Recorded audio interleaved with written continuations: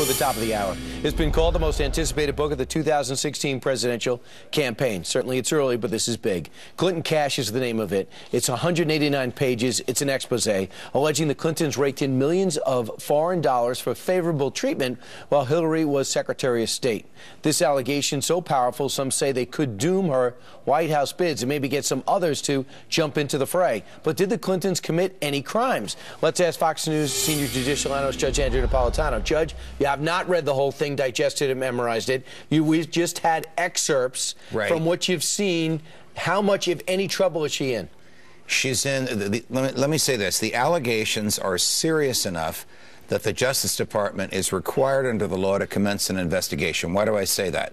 Because last month, the Justice Department indicted sitting New Jersey Senator Bob Menendez for bribery. The allegations against Senator Menendez are far less than the allegations against Secretary Clinton.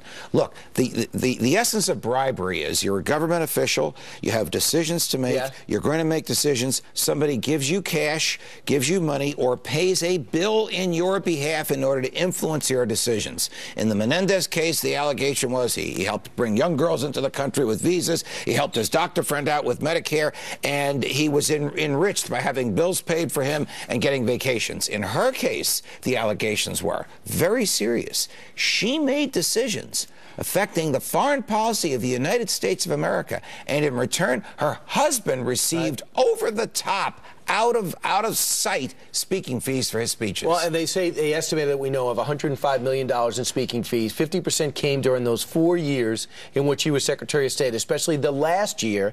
And of course, he's been out of office for 12 years. Now, again, I haven't seen the book, but I understand from those who have and have provided us with summaries that the book actually traces a timeline and shows how, after she makes a decision with respect to one government, Bill receives a $500,000 speaking fee. After she makes a decision with respect to another government, the foundation receives a $1 million contribution from that government. Right. So let's just show from what we do know. Here's an example of what's going to appear in the 189 pages. For example, the free trade agreement with Colombia that benefited major foundation donors and investments. Well, now, we know that President Bush was actually pushing for a free trade agreement with Colombia. She got behind it as Secretary of State. It gets done, and he seems to profit. Coincidence?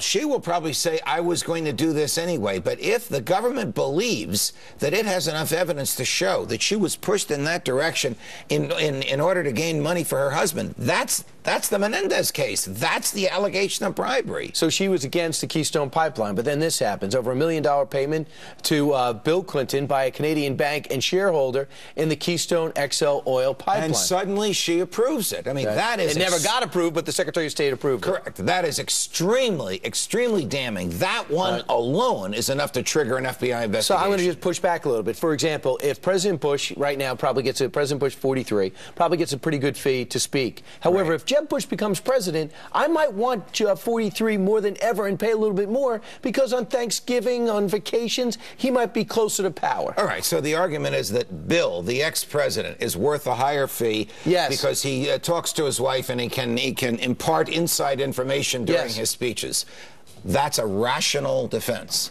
But this timeline shows the contribution to a foundation and then the decision in favor of the contributor. It's hard to argue that that is not what we call a quid pro quo, a this for that, known in the streets as a bribe. Right, which is how we grew up in the streets. Well, Judge, thank you very much. Did you have to add that part? Well, that's how we grew up. The rough and tumble. We were the Bowery Boys of our generation. Thanks, Judge. Hey, we'll see you soon. 12